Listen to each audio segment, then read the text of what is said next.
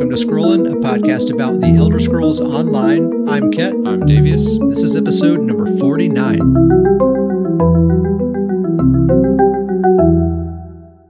Okay, we'll give it a shot. This is PTS version 7.0.0 for the upcoming Blackwood chapter.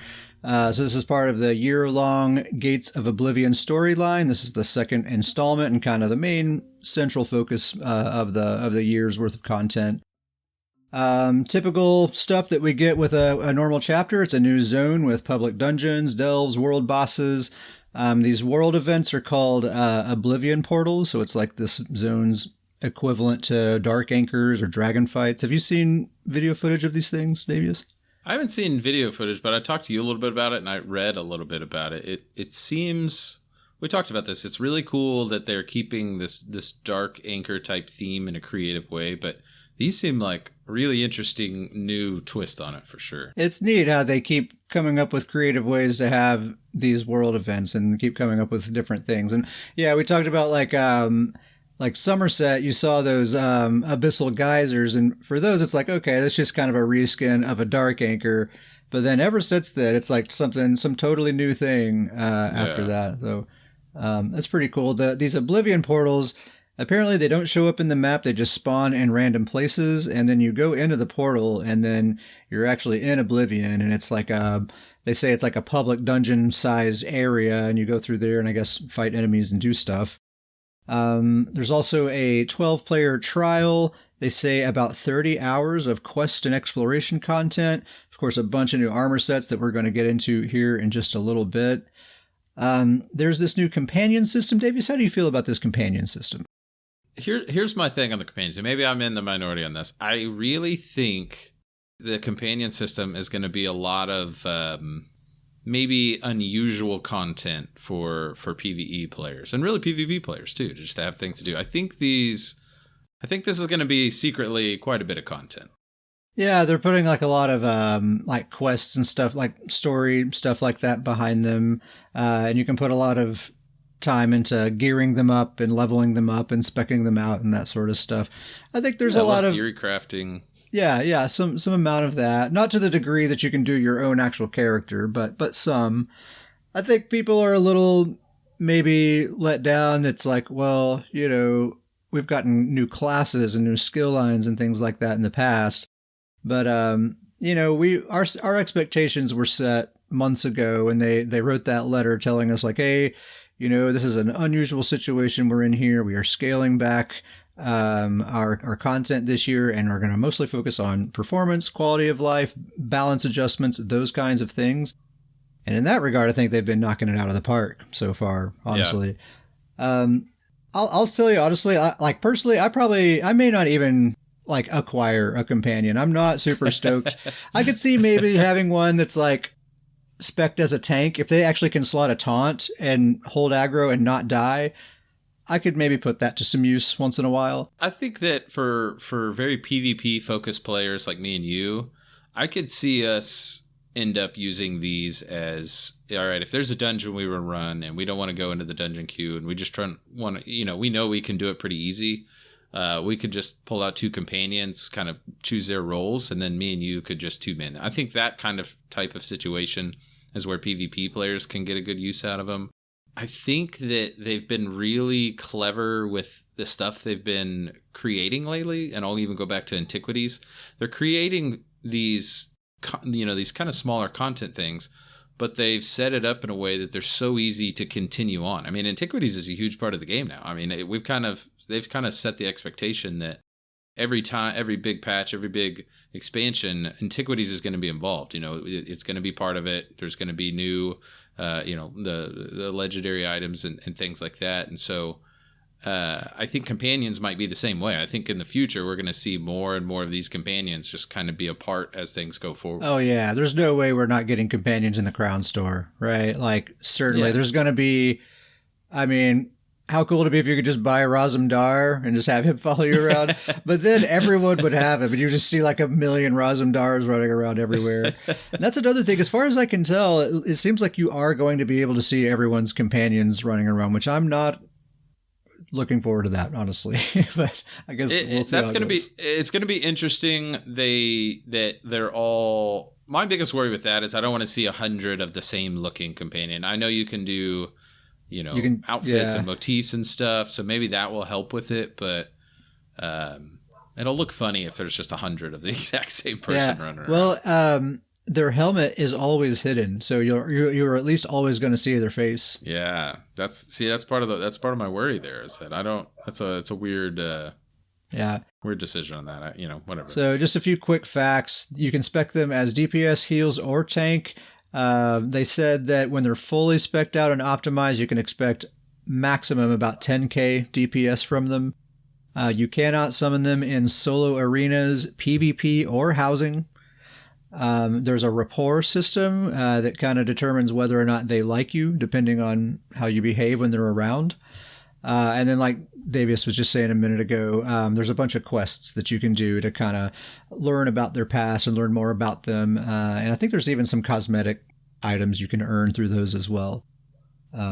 So that's companions.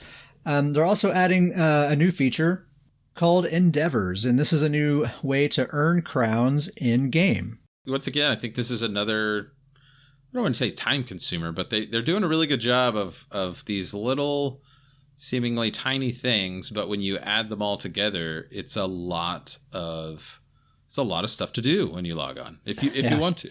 Yeah, totally. There's just they're going to deliver these kind of like a login reward, I think. Like when you log into the game, they'll assign you, they say like simple tasks like killing a certain number of creatures or maybe crafting some basic items, just some simple tasks.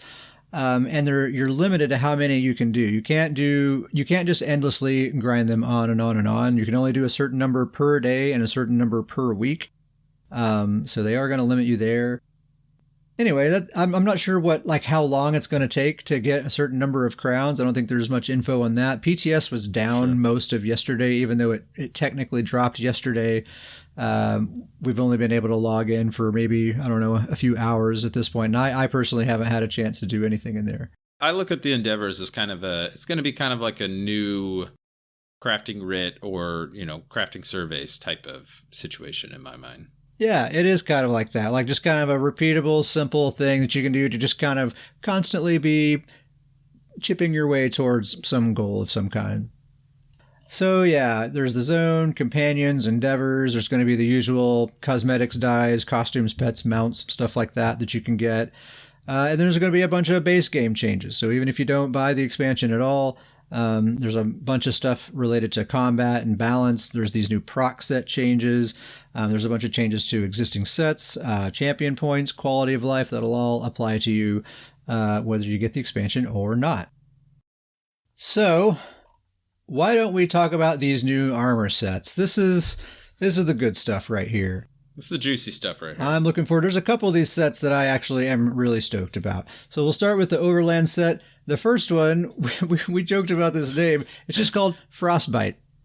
That's it. That's just a surprisingly simple name for this game. I think there's like so few names. It's just like such a direct, like a common word, like it's just Frostbite. Yeah. Anyway. It's not named after anybody. It's not like this long. It's just Frostbite. Yeah. 5-piece Frostbite. Frostbite. It's a light armor set. This is a cool set, I think. The 2 through 4 piece bonuses give you spell damage, spell critical, and spell damage. And then the 5-piece increases your damage done with frost abilities by 6% and increases your damage done against chilled enemies by 4% and increases your damage done against enemies afflicted with minor brittle by 2%.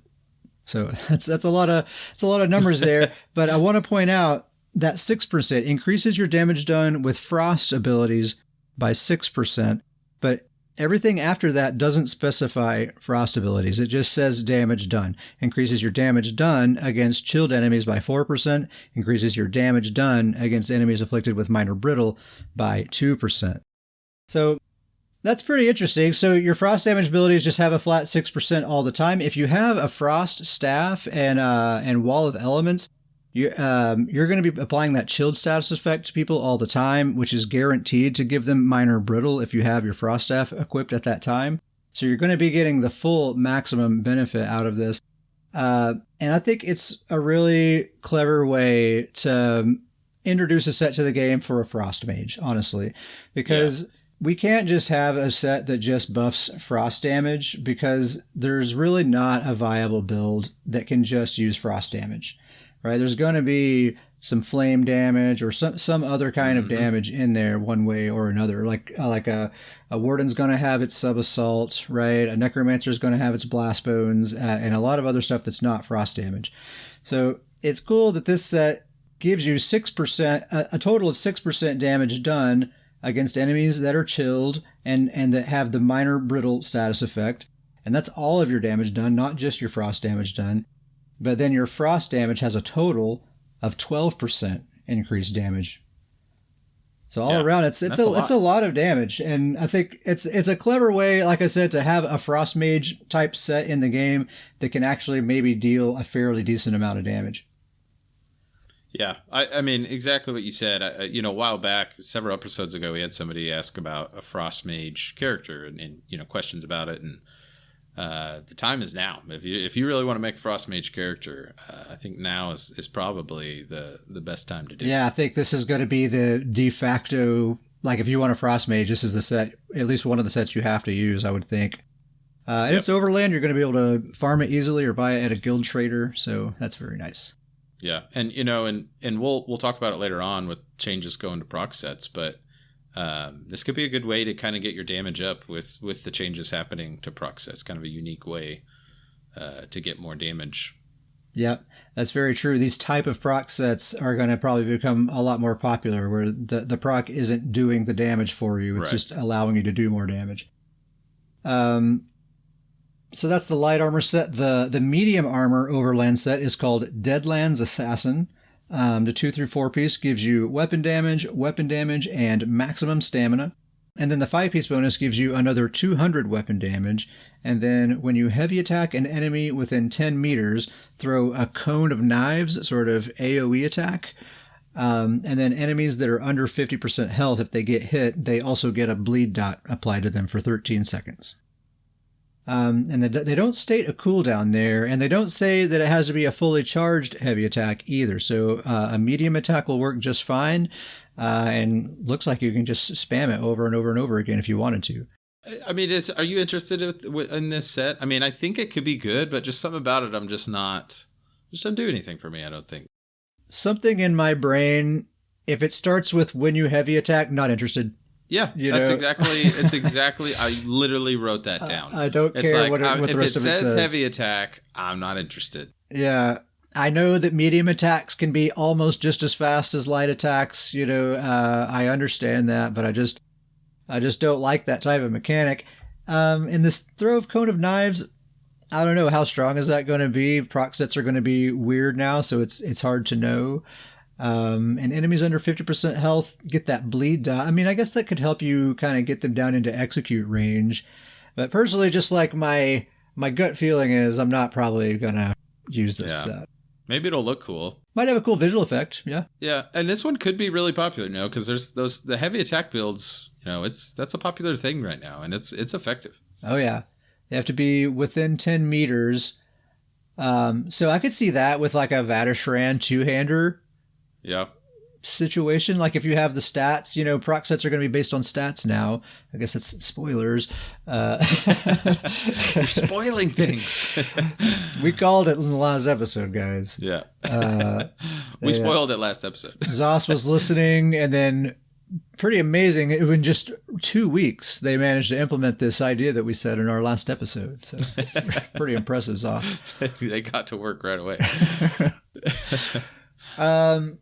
Bog Raider is the heavy overland set. You get max magicka, max health, max stamina. I like those stats there. Mm-hmm. The 5-piece, when an enemy you have recently damaged dies, gain 10 ultimate and increase your health recovery by 1156 for 10 seconds, and that can happen every 10 seconds. How do you feel about that one? Ultimate health recovery, that seems like your sort of thing. So this is an interesting one, because initially for whatever reason, I don't know if it's the name, I don't know if it's because I thought it would do something different based on the name. Initially, I was let down by this set But the more I read about it and the more I actually look and think about it, I think this is actually going to be pretty good. It's some really good stats. Yeah. Seems like a really well-rounded set. And, we always look at things with our PvP lenses on. And so I'm looking at this from a in a battleground and PvP, you're damaging people that are dying all the time, especially right now. So I think, to make this happen every 10 seconds, it's going to be pretty easy, right? I mean, this is going to happen every 10 seconds. Yeah, I mean, especially if you have AoE, like if you're a sorcerer with Hurricane, like you're just absent-mindedly damaging people all the time. So I think you could probably have a pretty high uptime on that. In PvE, certainly, you could have a super high uptime on that. Yeah, and so you're getting, basically one ultimate every second, which is good. And then, a lot of health recovery. Another spoiler, we'll talk about some health recovery changes later. But still a lot of health recovery, even considering those changes. Yeah. So I think it's actually going to be pretty good. I think for some reason Bog Raider made me think, we talked about this, Swamp Raider, Bog Raider. Yeah, I was thinking it was going to be similar to Swamp Raider just because of the name. I do like the name Bog Raider. It's cool. Yep, it's a cool name. But yeah, I think it's going to be pretty good. This might be one that I actually test the waters on just a little bit on some characters just to see. It seems like a good one. Just like a nice meat and potatoes. You get some nice stats. It's not overpowered, but if it's what your build needs, it's what your build needs. It seems like just a really good set. Yeah. So that's all the overland sets. The crafted sets. There's some really good crafted sets here. Hist Whisperer. So you get health recovery, stamina recovery, and magicka recovery for the 2 through 4 piece. And then the 5 piece, dealing damage with a light or medium attack restores 318 health, stamina, and magicka. And then a fully charged heavy attack doubles that amount, 636 health, stamina, and magicka. So that amounts to 600 if you're doing light attacks. If you're doing like a PvE DPS rotation and you're light attack weaving, then you're getting 318 of all 3 stats for every single one of those light attack weaves. So that's going to equate to 636 recovery for each one of those, which is a massive amount. Try to think of a 5-piece bonus that gives you that much of any kind of recovery. We talked about it a little bit, Davius. I think the obvious comparison is Amber Plasm, because Amber Plasm just straight gives you health, stamina, and magicka recovery at all times. And it's, what is it, like 200 something each? Yeah. 240, I think. Yeah. So this is giving you the equivalent of 636 of all 3. So like 3 times as much almost. But you have to do something for it. You have to be doing those light attack weaves. So that's a ton of recovery. The only thing that kind of bums me out about this set is that the 2 through 4 piece bonuses are giving you recovery also. Health, stamina, and magicka recovery. I think the 5 piece bonus is giving you so very much recovery that you're probably not going to need anymore in your build, but you're not going to have the option to trade it off for something else, because those 2 through 4 piece bonuses you're stuck with. So you don't have the option to trade that for more max stats or more damage or whatever. So I think this set overall actually gives too much recovery to be super useful. Yeah, you kind of had to point that out to me a little bit. Initially I would think I was kind of selling this one short, but you kind of pointed out that it's really good, but it may be just too much recovery. It may be kind of too far into the recovery.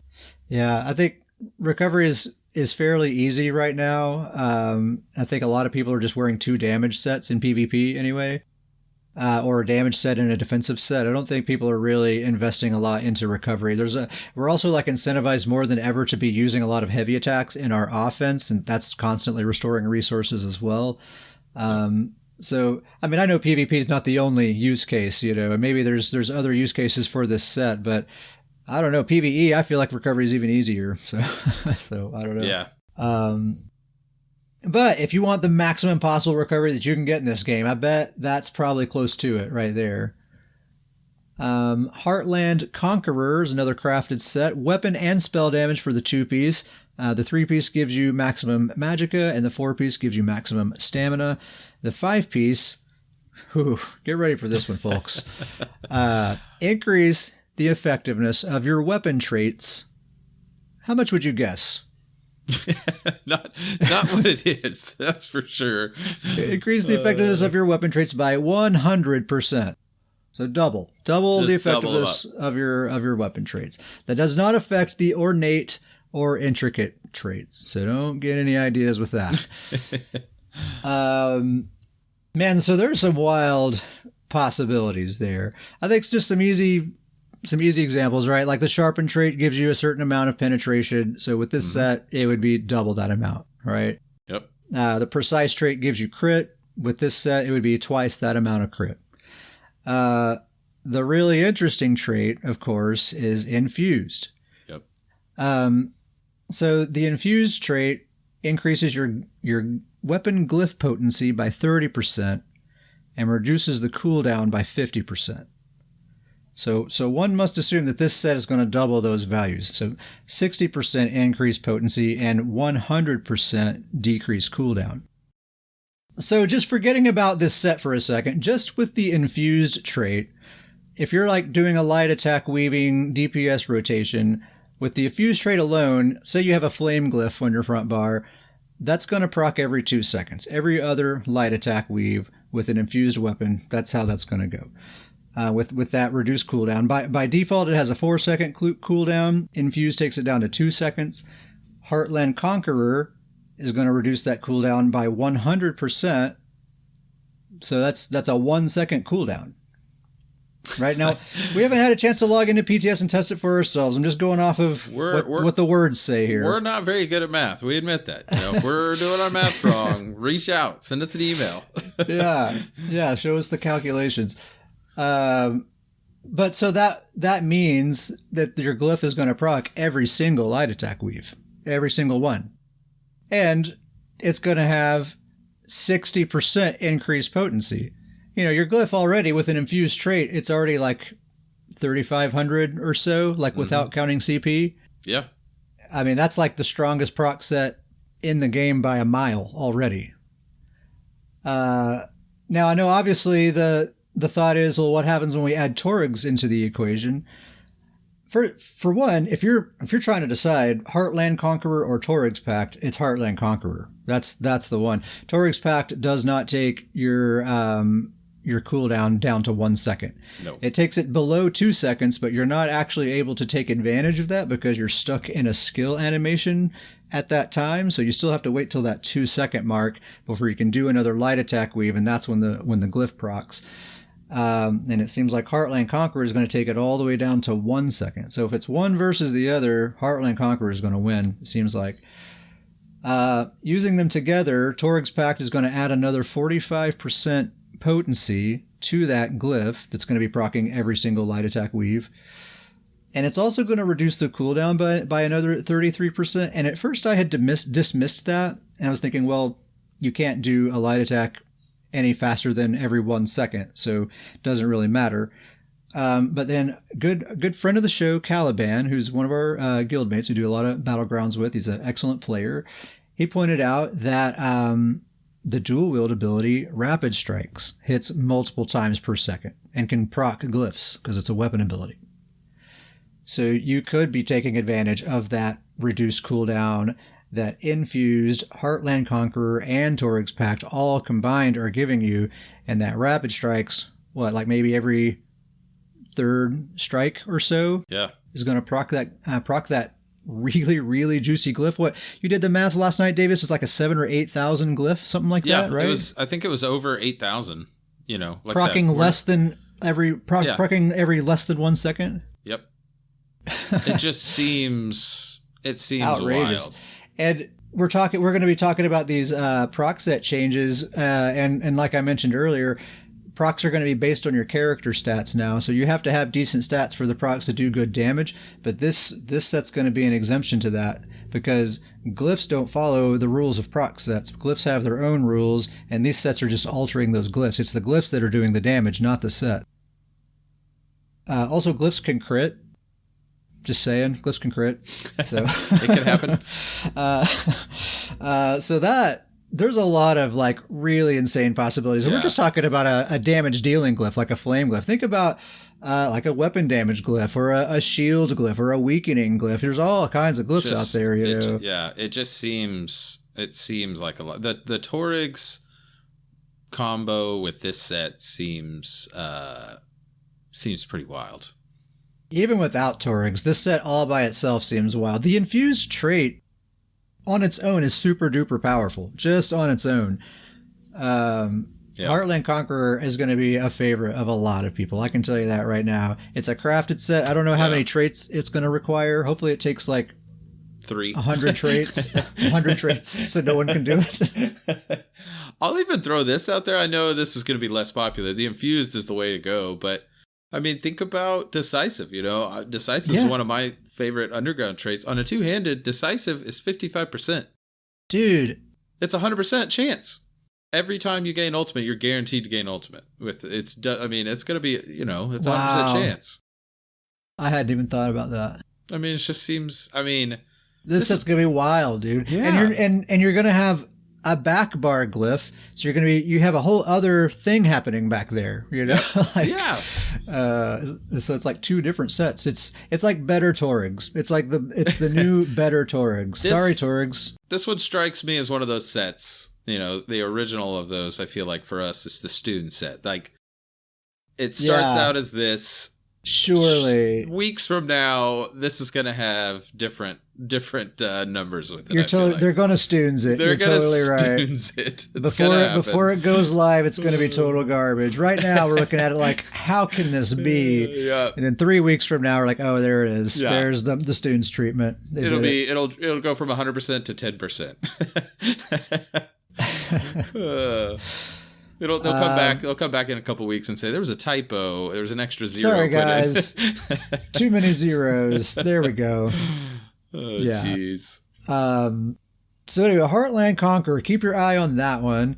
And then the last crafted set, lamest name award, Diamond's Victory. It gets the worst name for sure. Diamond's Victory. 2 through 4 piece, you get weapon and spell damage, you get weapon and spell critical, and another line of weapon and spell damage. And then the 5 piece, when you deal direct melee damage, you gain 437 weapon and spell damage to your ranged attacks. And then vice versa, when you deal direct ranged damage, you gain 437 weapon and spell damage to your melee attacks. And there's no stated cooldown on that. And they do say that this set is currently going through some design tweaks that will be implemented in a future PTS patch. So this may not be even what this set is, but we'll just talk about it as it is now. Sure. Yeah. Could be something totally different. Yeah. This is a weird one, although it seems weird at first. So deal melee damage and get an increase to your ranged damage, and then you deal ranged damage and you get an increase to your melee damage. And you could keep those both up at all times if you want to. I think the question is, what counts as ranged damage? I am assuming that you have to be a certain distance away from your target for it to count as ranged damage. It doesn't merely have to be a ranged attack. Like if you're standing at point blank range and you hit someone with snipe, I don't think that's going to count. That's just my assumption. I haven't tested it. Sure. But it makes perfect sense for a lot of playstyles. Like my Stamplar has yours too, has a master bow on the back bar. And the way I open up every single one of my combos is on the back bar, I hit them with a poison injection to get my master bow and my glyph procced. Yep. That glyph lasts for 5 seconds, by the way, the same duration as this set. And then I flip to my front bar and go on offense. So this set would make perfectly good sense there. As soon as I hit them with that poison injection, I'm going to get my master bow. I'm going to get my glyph procced. This set is going to proc all my melee damage, which I'm about to switch to my front bar and go attack them with a bunch of melee attacks. So that would make perfect sense right there. Yep. So I could see an easy use case for this set. Yeah, I think that is going to be the type of use case for it. But it's kind of interesting. I wish there was a way, because this set seems perfect to be back barrable. But with that master bow setup that we're talking about, obviously that's going to be impossible. I wish there was some way. No, you could put this on your body. You're right. Because you're going to have that master bow in that back slot. So this is going to have to take your armor setup. But it'd be nice if you could just have this only back borrowable, but still really effective. Still, you could if you just didn't have the master bow. I guess that's an option there. Yeah. But anyway, it's a cool idea. I like that kind of yin yang kind of idea there. It's pretty cool. Mm-hmm. I don't know if I bet some people will. I bet some people will, just that exact setup that we were talking about there with the master bow and all of that. I bet we'll see some of that. Yeah. So that's all the crafted sets. And then the trial sets. I don't know if I'm super pumped about any of these, but you know what? I don't think I'm ever pumped about trial sets, to be honest. Like, I can't remember the last trial set that I was like, that would seem sweet. The last one I remember being excited about was, yeah, it was the Giants Endurance and Giants Might one. And then they changed it. They changed it where I didn't like it anymore. Yeah, it's not cool anymore. I'm glad you knew exactly what I was talking about. Yeah, to be fair, we never used it when it was we cool never tried either, it. so. But then they changed it, and we definitely weren't going to try it. Yeah, now we're never going to try it. We're really not trying it now. I'm going to start a petition for Zoss to change back that one set that I can't remember the name of. I feel very passionately about it. I'm so passionate. All right. Trial sets. We have a light armor set called Bases Mania. BAHSEI''S, Bases Mania. You get spell damage, minor slayer at all times, and then the 4-piece gives you spell critical, and then the 5-piece, if you have the perfected version, you get spell damage, and then increase your damage done to non-player enemies by up to 15% based on your missing magicka. So it's kind of encouraging you to run low recovery there. That's kind of interesting. 15% damage is a pretty tasty increase to your damage. So you just have to play in such a way, I guess, that you're making sure your magic is low all the time. That's kind of interesting. That's a tough one for us to really look at when it has the word non-player in it. Right. That's the case with a lot of these trial sets. I mean, they're all very obviously PvE focused specifically. I'm wondering if this one ends up kind of being some weird, like PvE Malacath type of situation. Yeah, it seems like it's potentially super strong. I'm just wondering how, like, where's that breaking point? Like, how often do you need to be low on magicka for this to outperform other options? Do you have to be? And how easy is that? Do you have to have so little magicka that you can't cast anything, so it doesn't really do much? Yeah, like walking that tightrope might be a challenge, but that might be what makes this set fun. Like, it could be really rewarding if you can thread that needle and get that bonus out of it. So that's the magicka DPS set. There's also a healing set, Stone Talker's Oath. It gives you magicka recovery, minor Aegis at all times, magicka recovery, and then the 5-piece bonus, maximum magicka for perfected, and then your heavy attacks place a bomb on your target, and then after taking damage for 10 seconds, the bomb explodes and restores 5% of the damage as stamina and magicka. So that's up to 2,240 each to 12 group members. And that has a 10-second cooldown. So if you're maintaining the highest possible uptime on that, that's going to equate to about 448 magicka and stamina recovery to your whole trial group. Pretty good recovery buff. Yeah, seems like a pretty good healing set.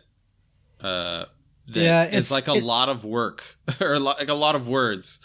It's a lot of words. You basically just do a heavy attack to the boss. It gets this bomb and explodes after 10 seconds and gives resources. It gives resources to your group. Yeah, recovery for your group. That's what I meant. We're not very in tune with the endgame PvE meta, so I honestly don't know if it's worth for a healer to dedicate a 5-piece set to helping everyone's recovery like that. I don't know where PvE recovery is at. So I'm not sure how valuable that is. So maybe someone can write in scrollandpodcast@gmail.com. How does 448 magicka and stamina recovery to your entire group sound to you as a healer? Moving on. This is a weird name. Solzan's Torment. It's a medium armor set. You get weapon damage, minor slayer at all times, weapon critical, and then another line of weapon critical for the perfected version. And then when an enemy you recently damaged dies, they leave behind a vengeful soul for 6 seconds. And then when you touch the soul, that increases your weapon critical by 2160 and your crit damage by 12% for 30 seconds. And you can only have one vengeful soul at a time. I made myself a note here. I did the math. 2160 means 9.8% crit. So an extra almost 10% crit rate and extra 12% crit damage for 30 seconds. And it seems like you could have a pretty easy 100% uptime on that as long as there's stuff dying once in a while.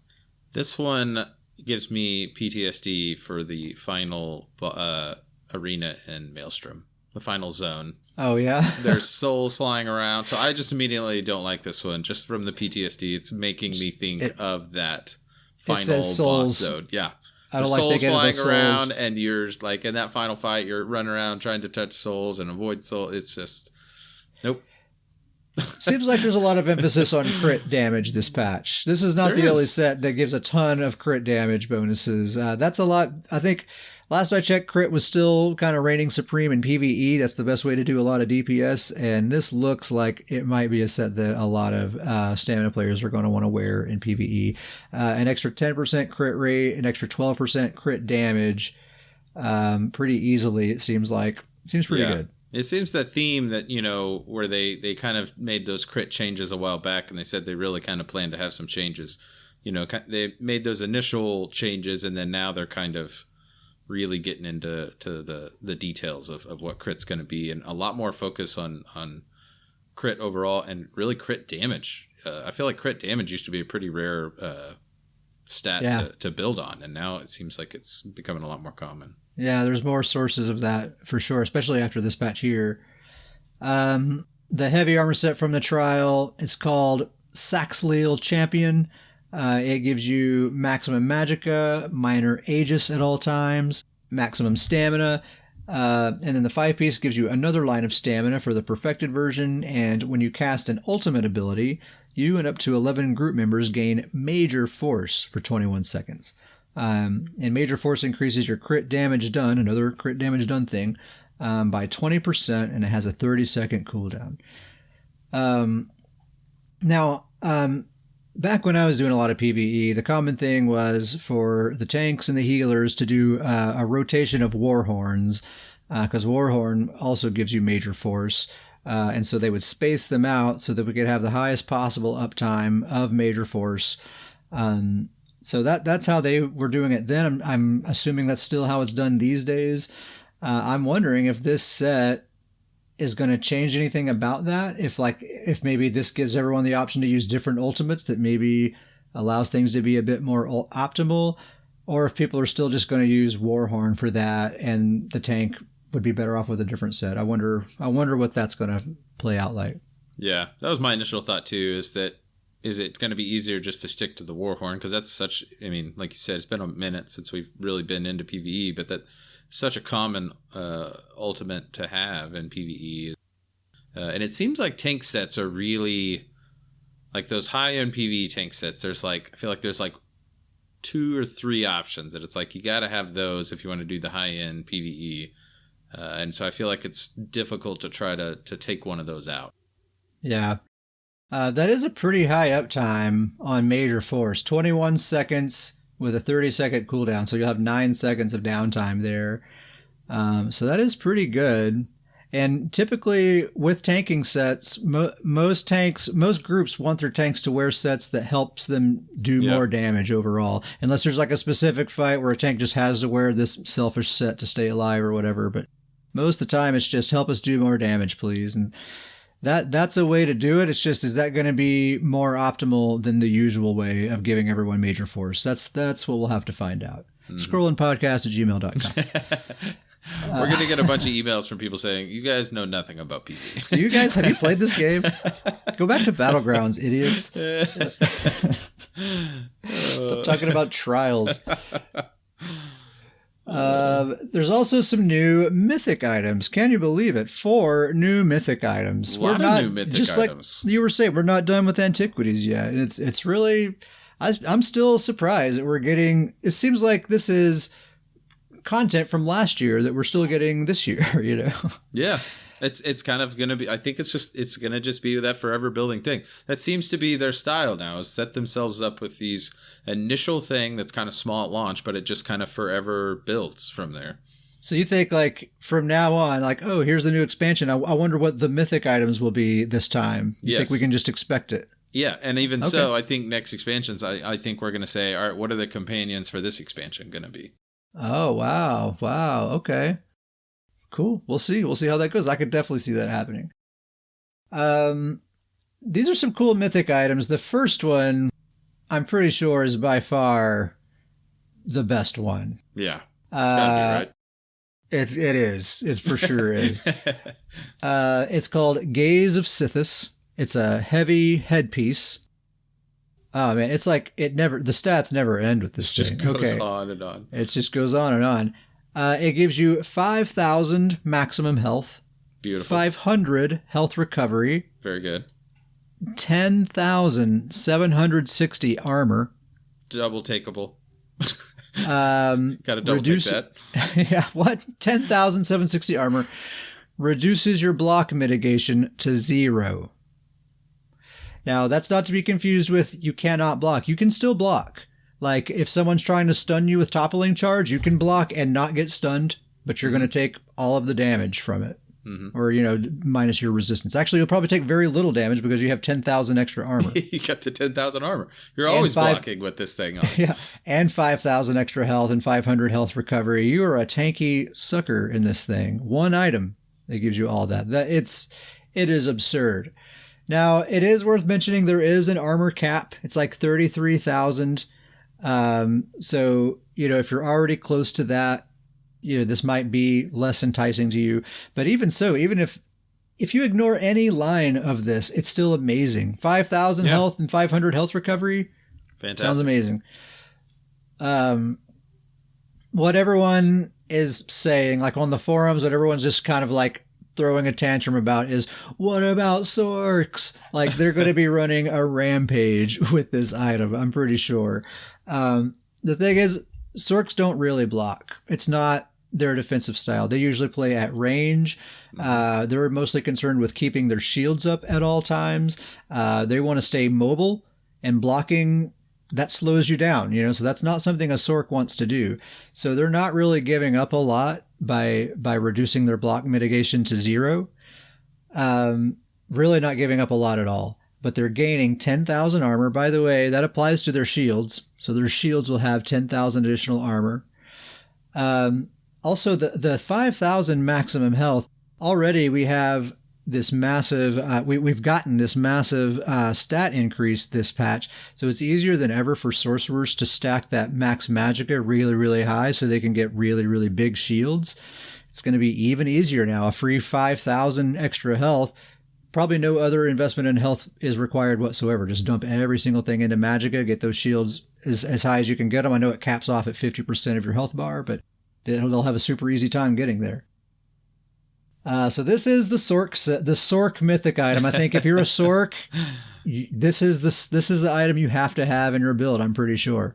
I also would think that this is going to be the new go-to for werewolves.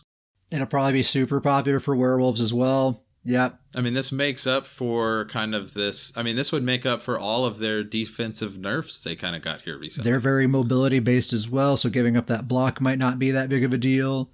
And all the extra health, the armor, the health recovery. This is going to kind of make up for. I think this is going to be able to make some werewolves out there really tanky again. Absolutely, we're going to see some horrifying werewolves come back with this item. I think you're totally right about that. I also think I've seen some people in forums make the point of stam blades. Like stam blades are going to be, or any roly-poly build, but especially stam blades, they don't block a lot either. They use roll dodge and cloak most of the time to avoid taking damage. So they're not really giving up much either. And think about an absolute pure glass cannon stam blade. Man, some of those guys, they can nuke you in an instant. And the one kind of balancing factor is if you can get a hold of them, you can probably take them out really fast because they're super squishy. Because they have to be to build that way to do that much damage. But not anymore. They're wearing this thing, so they're as tanky as they can be. They're a complete glass cannon, plus they add this thing, and they're super tanky. 5,000 max to any stat is just so much. Yeah. So my thoughts on this is that I'm liking the idea of throwing this on my Magcro, my Never-Ending Nord Magcro. Yeah, absolutely. He's very health recovery based, and he's got the Bone Goliath morph that does more damage the more health you have. Oh, yeah. This seems great for that. Seems great for that. A lot of great uses. I think, number one, all of the Sorks are going to be flocking to this item. I think probably a lot of werewolves and a lot of Stam Blades are going to be checking it out as well. And probably a lot of other people besides that. I think like brawlers are not as incentivized to use it. Like Dragon Knights, Wardens, Necromancers. Yeah. I doubt we see as many of them. They need that block, and giving up block for them, if they're already close to that resistance cap, giving up block is a big thing to give up. Right. So, that's a cool one. That's the biggie, I think. Yeah. The next one is called Harpooner's Wading Kilt, and this is a medium pair of legs. This one's kind of interesting too. So, dealing direct damage grants you a stack of Hunter's Focus for 1 minute, and you can get a maximum of 10 stacks. Each stack increases your crit chance by 119 and your crit damage by 2%. So more crit stuff, you see. Mm-hmm. And then taking direct damage removes 1 stack. So deal direct damage to gain a stack, take direct damage to remove a stack. If you have all the stacks, it's going to be about a 5.5% increase in your crit rate and an additional 20% to your crit damage. Whew, that's big. That's a lot. So this is another great option for Nightblades. Again, their elusive playstyle. Their playstyle is to try to avoid taking direct damage as much as possible. So I could see a Nightblade being really roll dodgy, real in and out of stealth, picking up these stacks as fast as they can, having all this crit damage, and then just avoiding all this direct damage to keep those stacks. I could see someone like Grim Hollow, some real masterful Nightblade like that, getting some really good use out of this for 20% crit damage. Yes. Nightblades have guaranteed crit out of Cloak, right? That's kind of one of the main things that makes them so deadly. So guaranteed crit with a 20% increased modifier on there, and they already have high crit damage. That I could see that being really, really deadly. Yeah, and it's not a unique buff. It's just, it's unique to its set. But 20% crit damage, you find a way to get major force on there. It seems like there's going to be some Nightblades that just completely blow you up. Just you're going to see him out of stealth, and then you're just going to get wrecked. Yeah, and it seems like even like a great PvE item for like a crit focused PvE DPS build. Seems like it could be amazing for that. Yeah, it seems. I'm interested to see with all this crit damage kind of coming, how there's going to be a player out there that just has some build that just stacks this crit damage through the roof, and it's just going to be doing crazy numbers. Yeah, put that together with this new trial set, that Soulzon's Torment. When an enemy you recently damaged dies, they leave behind a Vengeful Soul for 6 seconds. When you touch the soul, crit is increased by 2160 and crit damage by 12%. So another 12% on top of the 20%. You can just keep going to the sky, man. Yeah, and then and then if you did major force on top of that, what's your crit damage after that? It's insane. I don't know. I know that it's already possible. 52% increased crit damage with those 3 things. It's already possible to reach 100% crit damage. So, this would just make it a lot easier to get closer to that. And most people aren't trying to get to that point, but man, that's one item that gives you a 20% increase plus 5.5 extra crit rate. So I could see that definitely getting put to some good use. So that's 2 pretty killer mythics in a row there. This one's called Death Dealer's Feet. We looked that up. Feet is spelled Fete, and according to Davius, according to Google, it's pronounced feet. That's what it said. Yeah, Death Dealer's Feet. Gain a persistent stack of escalating feet every 2 seconds that you are in combat, up to 10 stacks max. Each stack increases your max stamina, health, and magicka by 150, so that'd be 1,500 each if it's maxed out. and then you lose a stack every 4 seconds that you're out of combat. So gain a stack every 2 seconds in combat, lose a stack every 4 seconds out of combat. I don't know. How are you feeling about this one, Davius? So initially, 1,500 to each stat doesn't seem like a whole lot to me. I do think, at least from the PvP's perspective, when you're in a battleground, after the first 10 seconds, this is going to be up for the rest of the battleground, which is nice. It's pretty easy to stay in combat. I mean, we always joke all the time, like we can't get out of combat. Yeah. So it just seemed, initially I was like, all right, 1,500 to each stat doesn't seem like a whole lot. But then I really kind of did, I kind of really dived down from there. I initially thought of the trainee set with this, is that, which is better, the 3-piece trainee or this? This is just 1 piece, that's 3-piece. But if you paired this with trainee, you're talking about 4 pieces, and you're talking about almost 3K to every single one of your max stats.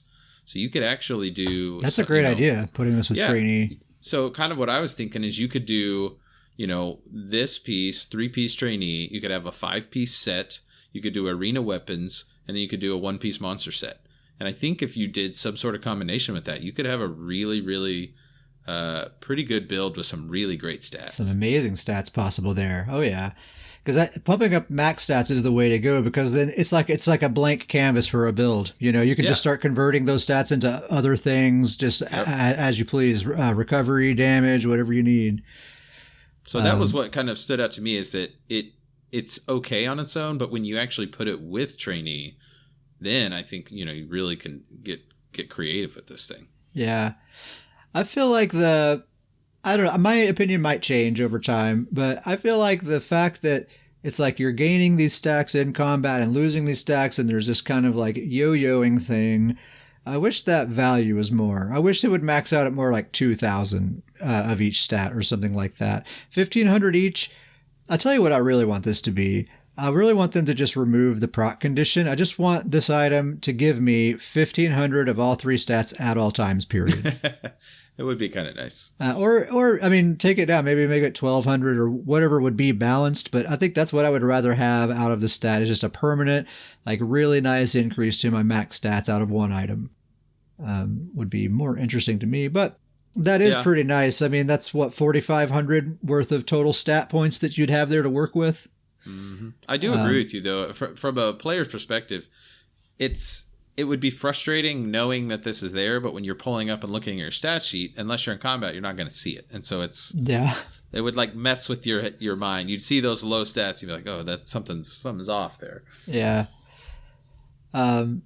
Yeah, and it's just like, why do we need to gain stacks while in combat and lose while we're not in combat? Like, that's just a lot of rigmarole for, you're going to easily get those maximum stacks anyway. Just let us have it at all times. Just give it to us.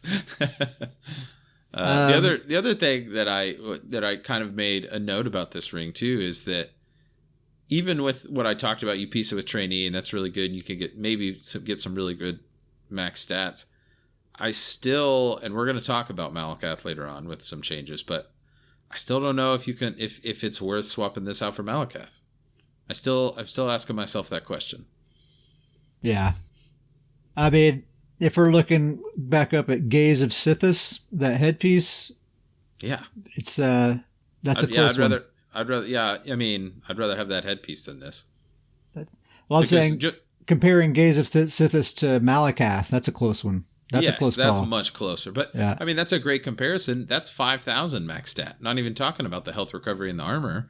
That's more max stat than this one's giving you total here. Yeah, just one bonus here is 5,000. I guess the fact that you're giving up the block mitigation is a big sacrifice to get that, but still, it does make this seem pretty weak. The 1,500. Week 1 of PTS, I bet that number will get adjusted somewhat. I bet a lot of these numbers will get adjusted. Yeah. That Gaze of Sithis. I don't know, though. That first iteration of Malacath, we all said, surely not. And then it did. We had a whole year of it until now, You never know what they're going to stoons. The last mythic item is called Shapeshifter's Chain. It's another necklace. This is the lamest one. This reduces the cost of your transformation abilities, your transformation ultimate abilities by 15%. And then while transformed, you increase your maximum health, stamina, and magicka by 1,216. And so they specify this applies to Werewolf, Blood Scion, and the Bone Goliath transformation. It's weird to have a whole mythic item that only applies to 3 abilities in the whole game. Isn't that weird? And it's extra weird considering, like, just mark Werewolf off. Like, that doesn't even need to be... Yeah. This item makes 0 sense with a werewolf. When you're in werewolf form, you can stay in werewolf form very easily as long as you want to. There's no need to reduce it. And if you're looking at it, well, you're getting more max stats. Well, if you want those max stats, go up one and throw on Death Dealer's Feet, and you're getting 1,500 instead of 1,200 of the 3. Right. So I immediately just scratch Werewolf off. I don't understand it. Doesn't need to be on there. Yeah, it's kind of irrelevant. That doesn't make sense. I will, however, make a slight argument for this, that I don't know how the math would work out exactly, but if you did have this item and you paired it with 3-piece Potentates, 5-piece Akaviri Dragon Guard, both of those sets also do a 15% reduction in ultimate. So you've got 3 15% reductions. If those stacked 15, 15, 15 to get a 45% reduction, you could have a Necro that is having the Bone Goliath ult for about 125 ultimate. That's pretty good. So that's like the cost of a Dawnbreaker. That seems pretty wild to me. So that sounds really nice, but my only issue there is how long does that Bone Goliath last? Like 20 seconds? Something like that? Yeah. You can't gain ultimate at all during that time. So I wish you could. That's true. I wish you could. So it's like there's a lot of, like, if your goal is I want to be in this ultimate form as much as possible, I would presume that's the reason you're wearing this mythic item. Well, while you're in that form, you can't be making any progress towards getting into that form again. You have to wait till you're gone. So you're going to be forced out of that form regardless. And you're going to have to work your way back towards it. It's nice that it's cheaper, but I think it needs to be something that allows you to stay in it permanently and maybe gives you some sort of penalty for that. Yeah, that would be a lot more fun. I mean, 125 for the Necro ult seems pretty wild. I mean, if you could piece some other things to it and maybe have that pretty quickly. But I do agree, and I think Blood Scion is the same way, right? You can't gain ultimate when you're in that form. I assume, I haven't tried it, but I assume so. I don't think we're going to see a ton of people using this. We might see some. I think we might see some people that want to be in that Blood Scion and be in that Bone Goliath all as much as possible, and this is the thing that's going to help them do that the best. But I doubt we see this one being insanely popular amongst all the other mythic items that we have available to us. But it's an option. Yeah, I think it needs to be changed, but like I said, the werewolf I'd like them to make it where it's just a permanent transformation, and then maybe you get some sort of damage penalty as a result, or something. Yeah. But anyway, those are all of the mythic items. Now, this is really interesting. They've added some new monster sets to the game, but they're not attached to a dungeon. Like, I don't think they've ever done this before. Just straight up add monster sets, but not with a dungeon. So these drop from Imperial City bosses. I just have to do a disclaimer. I love the idea that these are dropping off non-dungeon areas. Yes. And so I don't want that to overlay me probably being pretty harsh with these sets when we talk about them coming up. I might be a little harsh, but I love this idea. I was just about to say, so cool of them to add monster sets in this way. That's probably about the last positive thing I'm going to say about this, because these sets kind of are not great. But I mean, there might be some use cases. So, not everything has to be amazing. So sure. The headpieces drop from the bosses that they're named after, and we'll get to those names. And then the shoulder pieces can be purchased from the Telvar merchants there at your base. So the first one is named Zol, the Ever Wakeful. Awesome name. Great. One piece gives you a line of max stamina, and then the 2-piece, this is probably the best one of all of them. When you break free, You automatically fear enemies within 8 meters for 3 seconds. And then you also gain 34 weapon and spell damage for each enemy hit, up to 6 max. So that would give you a total of 204 weapon spell damage. Not a ton, but it's some. And that lasts for 7 seconds. So the extra damage that you get, I don't think, is the reason to wear this. No one cares. It's not enough weapon damage. The purpose for wearing this would be the automatic fear enemies whenever you break free. Now, I don't see a lot of experienced PvP players picking up, devoting 2 armor slots to that. But I could see someone who is maybe inexperienced with PvP. They're dipping their toes in there for the first time. Maybe they're getting wrecked a lot more than they'd like to. Like, I remember when I was first starting PvP, I remember it was the Dragon Knight Fossilized specifically.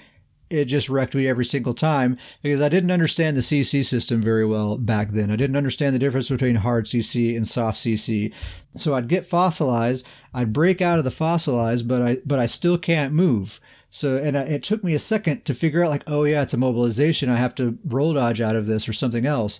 Mm-hmm. But by the time I realized that, it's already too late. I've already had my face dunked into the ground with a Dragon Knight leap, So this would give me that extra second I needed to figure out, like, I break out of the fossilized, that stuns the Dragon Knight, and I have a second to figure out, oh yeah, I need a roll dodge out of this immobilization, and maybe that's what I need. Maybe that's just the second I needed to save my skin. Yeah. So I could definitely see a use case there for someone who's learning the ropes of PvP and they need that extra little help there. I could see that. Immolator Char is another one. The 1 piece gives you a line of armor. The 2 piece gives you 1206 max health. And when you take damage while below 50% health, gain CC immunity for 10 seconds. And that can happen every 40 seconds. That sounded pretty sweet until that last line there. Yeah. As soon as I see 40 seconds, anything with a long cooldown, I just... It's hard for me to put on a set that I can only get something out of it every 40 seconds. That's hard for me to validate. It is tough. It's tough with CC immunity too. It's such a powerful thing to be completely immune to CC. I feel like it's going to be a difficult thing to balance in general. Yeah. You don't want it to have too high of an uptime because then everyone's going to use it and it's going to be completely broken. Yep. So as much as I don't like the cooldown, I feel like I don't want them to mess with it too much. Just think about how annoying it is when people use immovability potions. Oh gosh, it feels like they're cheating. And so that's a tough one. I feel like that's going to be a tough one for them to balance there. And the last monster set has the funniest sounding name, maybe. It's got to be an orc name, right? Glorgoloch, the Destroyer. You really got to build up the saliva when you say that. You got to you have to kind of do that. Glorgoloch. I'm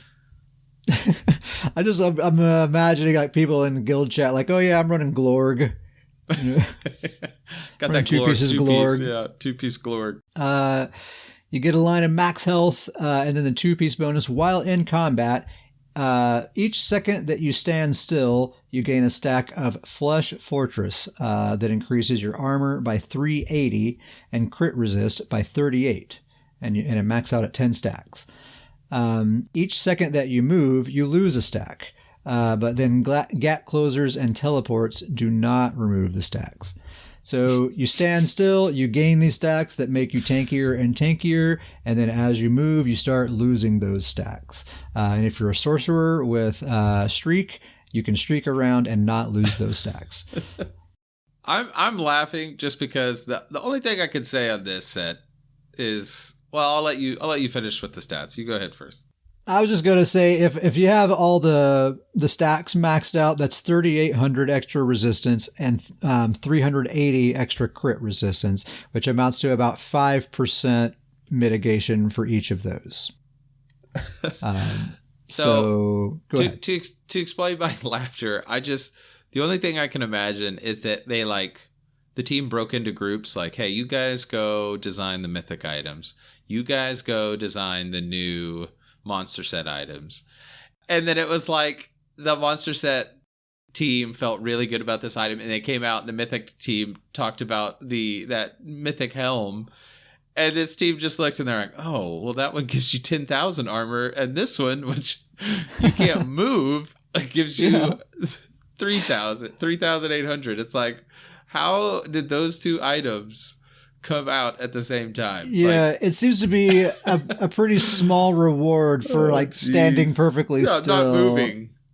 This one to me seems like the one that should be giving you 10,000 armor, and that's the one that should be giving you 3,800. Honestly, it just makes me laugh. It just feels like that the Mythic team came out and hurt this team's feelings. Like this team felt so good about this item, and they saw that and they're like, "Oh man, that one just ruined our item. Like that ruined our idea." Yeah.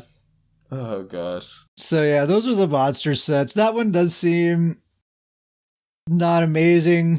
But again, sometimes players surprise us, and they put together builds in really creative ways that I wouldn't have thought of. But just at first glance, really none of these three sound amazing. Zol, the Ever Wakeful, the one that automatically fears enemies when you break free, that seems like the most useful. And really, that one just for inexperienced players that are getting wrecked a little too much. Yep. A little disappointed by the monster sets and a little feeling amazing about the mythic items and a lot of the other stuff with the new sets. So, they might make some tweaks and make them better. We'll see. Okay, so that's all the new sets. Let's talk about changes to existing sets. And this is getting into the foretold proc set nerf. So they told us before that a rework to proc sets is coming with this expansion, so it's here. Last episode, we sort of hypothesized about what they possibly might do. And one thing that we said possibly could happen is that maybe procs will be based on character stats.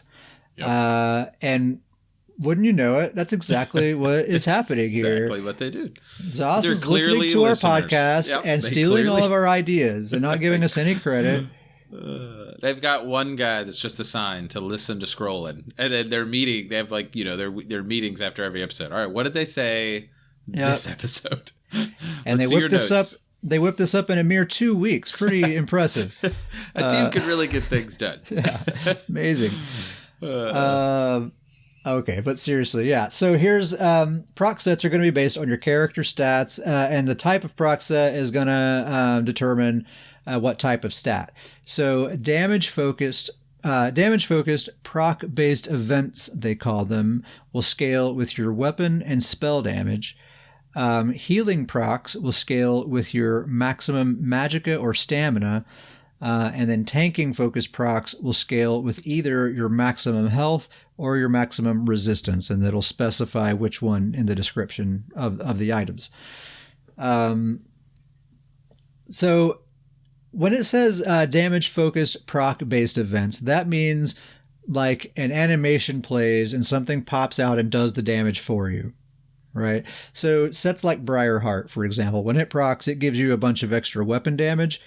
That component of Briarheart isn't going to change. You're still going to get all that weapon damage from Briarheart. The healing component of Briarheart will be affected by this because it's directly healing you. But something that procs and gives your character a stat, that's not going to be affected by this. It's just sets where the proc does the thing for you. Does that make sense?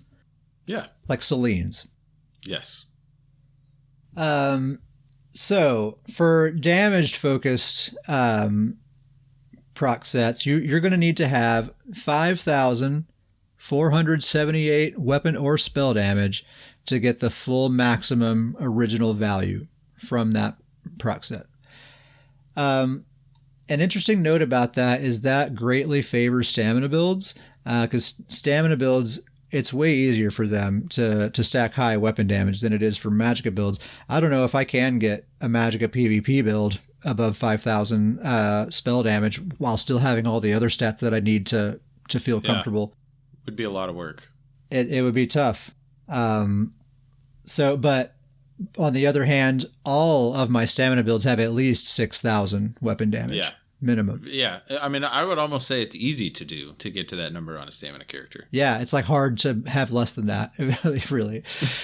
And like old Betsy, my main Stamplar, her armor sets don't even give her much actual weapon damage. You know, she's using Bone Pirate, a sustain set, and Deadly Strikes, which gives her a lot of damage, but it doesn't give her much weapon damage as a stat.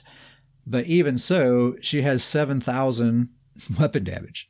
Yeah. You know, and that's without even wearing, that's like I said, without even wearing sets that give her that as a stat very much. And what's interesting to note about that is that, like you just mentioned, so that's 7,000 weapon damage. And so these say they scale with that. So throwing a proc set on old Betsy would actually do more damage than the existing proc set. Well, I think it probably caps out at that 5,478. I bet you hit the original value and it stops there. Yeah, that would make sense. Like, it can't go over that amount. That's my assumption. Yeah. Quick correction here. I've since learned that proc sets are not capped. So the higher your stats, the stronger they are. So the fact that damage procs based with or scale with weapon and spell damage greatly favors stamina builds. Stamina builds are going to be way more capable of getting the full value out of those than Magicka builds. Which stamina, they already have all the best damage proc sets anyway. That's like kind of already the case. But it's just kind of further solidifying that.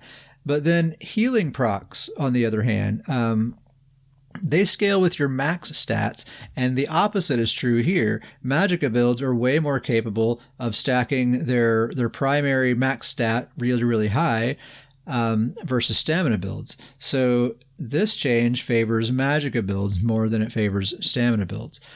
And that kind of is in alignment with comments that the devs have made in the past, where they see Magicka builds as they're supposed to fill somewhat of a supportive role. Even if you're spec'd to be offensive, you're expected to be providing some sort of group support. Yeah. They're the hybrid role. Yeah. So like if you were a Magicka build and you were capable of the same kind of firepower as a stamina build, plus you had all the group support, that would be overpowered, right? So it makes sense. I will say my one kind of hiccup with this here is, from a PvP perspective, I don't think that the heal and you know, I like doing healing in BGs and I like supporting BGs. From a PvP perspective, the healing requirement doesn't match the damage requirement. I agree with you. So kind of what I mean by that is 5478 weapon damage for a damage base. That is very easy to get, as we mentioned, on a stamina character. Totally. In PvP, almost every stamina, even in no CP, super easy. Yeah. So, but a PvP healer is absolutely, or very, very rarely, almost never going to have 38,000 of their max resources. Yeah, especially in no CP. I mean, probably the only people that have that much are going to be Magicka sorcerers, shield stacking Magicka sorcerers, if they can even get that much with no CP. Yeah. And so what throws me off even more is that it's almost like they did this number from a PvE point of view. Like it almost matches PvE stats, which I get, you know, these numbers make sense from a PvE standpoint, but I don't think proc sets even really made sense in PvE before. I mean, once again, I don't really know PvE very well, but I don't think proc sets show up a whole lot in PvE. And so I wish these numbers would have reflected PvP numbers a little bit more and less PvE numbers. Because in a PvE, yeah, you're going to have that much max stat because it makes sense. But you're probably not going to put a proc set on for PvP anyways. So I wish these numbers would have aligned more with PvP stats. Yeah, and they still could. You know, we're week 1, so we'll see where that ends up. Healing's going to be a lot harder. If these numbers stay, healing's going to be a lot harder. Which, healing with I know procs. A lot of people in PvP. Well, yeah, but I mean, a good chunk of healing usually always has some sort of proc to kind of help it out. I mean, choke thorns. Maybe not much longer. We'll see. We'll see how the meta plays out there. But I'm actually really excited about how these adjustments are getting made, because I do want to see more like skill-based gameplay. I don't want to see people's gear playing the game for them. So I do I do like what's happening here. I don't know if the numbers are exactly where they need to be, but we have lots of time for those adjustments to get made. I will agree with that because I definitely think this sets up more for no more full proc builds. Like now it seems to make sense to probably have one proc set on. And I do think this promotes that, which is, I think we're both in agreement there. That's where we would like it to be. I think that's the best. Yeah. Place One, maybe two, if you can be really creative with it. Or like, of course, there's going to be back bar like Vadishran. That's always going to be in the mix. So you'll at least have two. And then the tanking focused procs, you'll have to have 38,350 max health or 27,890 resistance, depending on which set it is, to get the full original value out of those. That's another one to me that seems really off. 38,000 health, pretty tough to get. 27,000 resistance. I think half my characters have that already. Pretty easily. I think that 38,000 health is pretty common in the past couple of metas that we've been in with the proc meta. But I think it's going to be a lot harder to run that kind of build now. So I think it'll probably be a lot less common to see people with that much health. Because as it is right now, we've talked about before, what you do is you play a warden, you put all of your points into health, and you just put on 3 or 4 proc sets in Malacath and GG. And that's how it goes. And you throw on your mythic your mythic helmet. Yeah. I put the new mythic helmet on there, that Sithis whatever. Okay, so that's kind of what's going on. So they list in the patch notes, they literally list every single proc set that is affected by this. We're certainly not going to go through that list. Yeah. But I read through it and it's just consistent. Damage focused proc sets are based on weapon spell damage and so on. So if you want to check that out, I would just Google search ESO PTS notes. It'll come right up and you can see the full list there. Now here's a discussion here. Here's the big one. This is the big one. The Malacath Band of Brutality. It's been changed. And I was not expecting this at all. We knew that the proc set adjustments were coming. There was no word of anything happening to Malacath. And honestly, I was pleased, even without knowing about Malacath. And just like when I was reading through these notes, I'm like, oh yeah, I like these proc set changes. This sounds good. Malacath wasn't even on my radar, and I was happy. And now there's a big Malacath change, which makes me even happier, honestly. Yeah, I agree. And there's a lot to talk about here. It's going to sound extreme at first, but then we're going to talk about it and we'll see. So the Malacath Band of Brutality now increases your damage done by 16% instead of 25%. And instead of preventing you from critting, it reduces your critical damage done by 50%.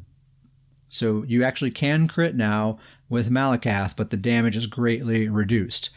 Now, very important, I misunderstood this at first, but I've talked to a lot of people who've had a chance to test this out and read a lot of forum discussions about it.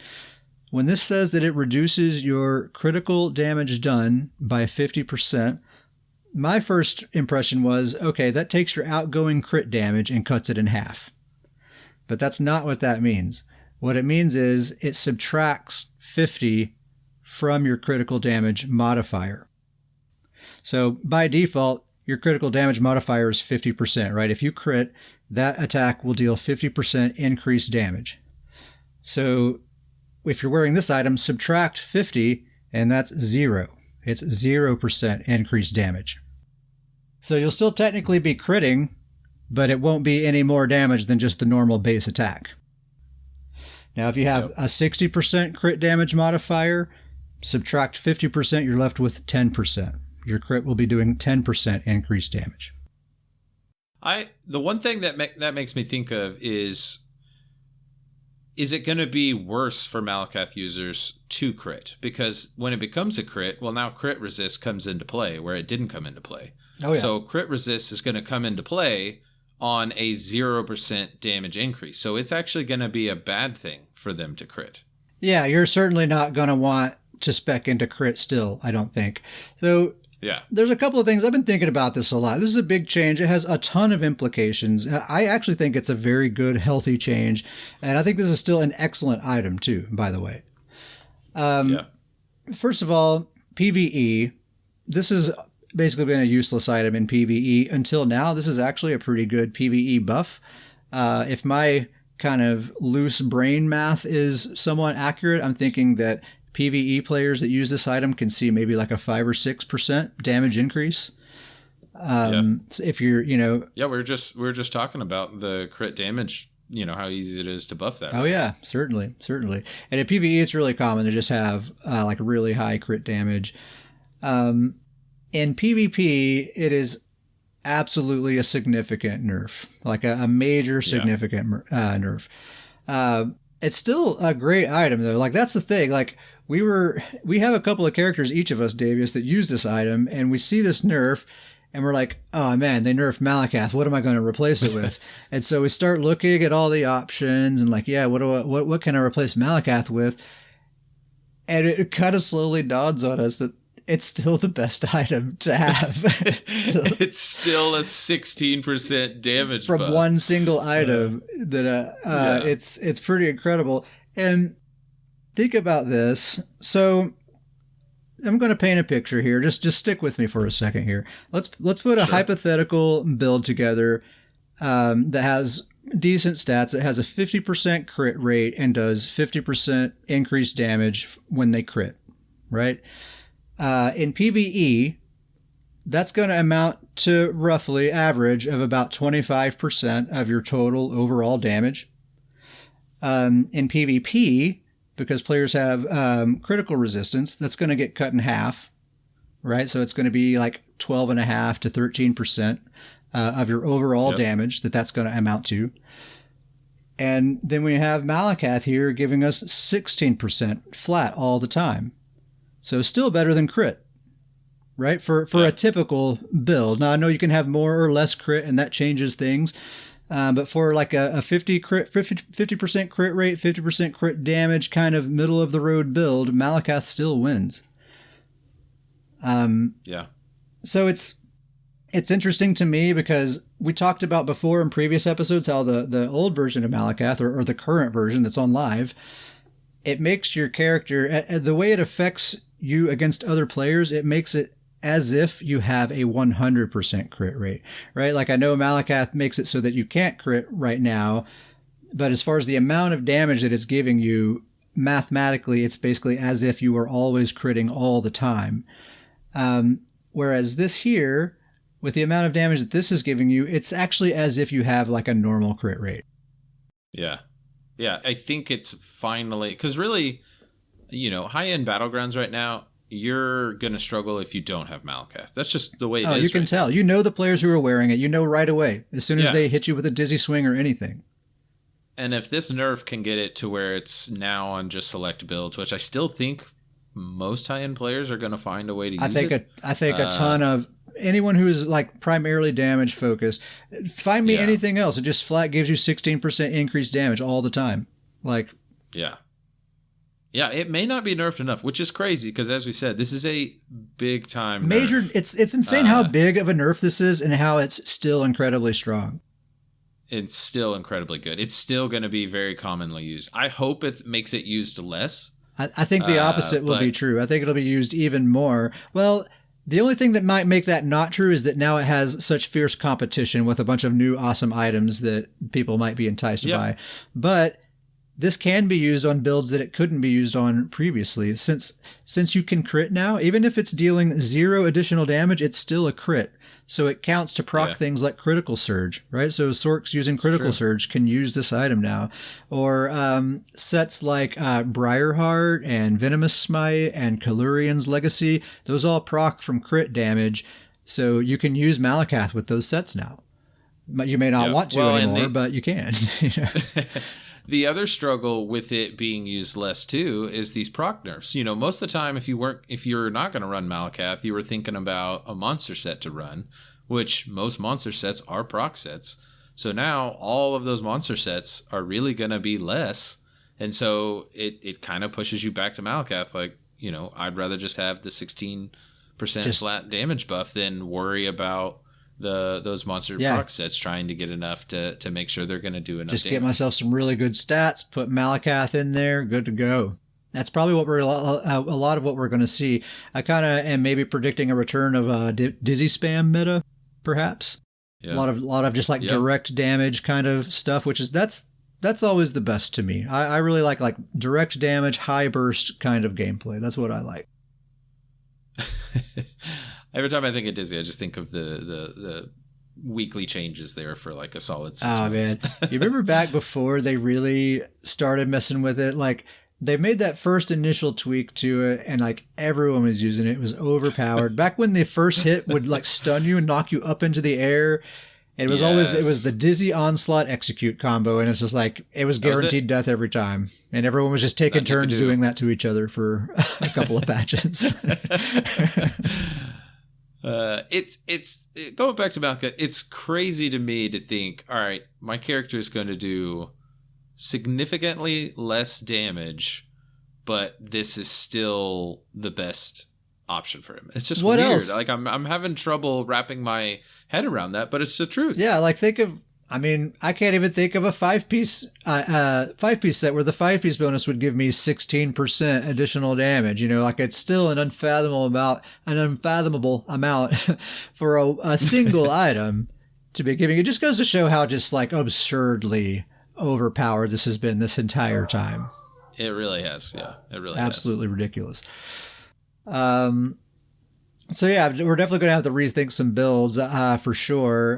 But I think Malacath is still going to be on there. But like my Stamina Dragon Knight that literally uses 4 proc sets and Malacath, it's like the cheesiest possible build you can have right now. That build is going to have to be totally dismantled, and we'll have to figure something else out. What's hilarious about that though is I bet Malacath stays. The proc sets are going to be the ones. Malacath will probably stay. Yeah.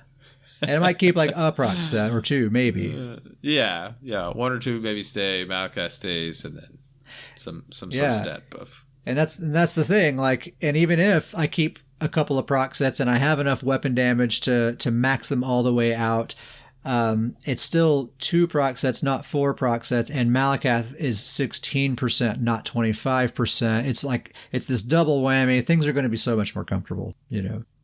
Yeah. Yeah, overall, I think it's a good thing. I mean, we've said for multiple episodes now, Malacath needs to be nerfed. Oh, yeah, everyone. Nerfed. As people who use it, we even say, hey, this is too strong. Yeah. So it's a good thing. It's weird to think, massive nerf, it happened, still going to use it. Yeah, I think we're going to be trading Malacath for that Gaze of Sithis helmet. Mythic helmet. It's going to be either or, probably, in PvP. I think there's going to be a lot of people that just build complete glass cannons, like as much damage as they can possibly pack in there, and then put that one mythic item on to have all the survivability they need and go nuts. Yeah. So I think that's going to be incredibly powerful. There's a lot of builds out there that don't care very much about blocking. So that's going to be out there for sure. We're just going to keep going back to that each time. It's Students all over again. Yeah, it is.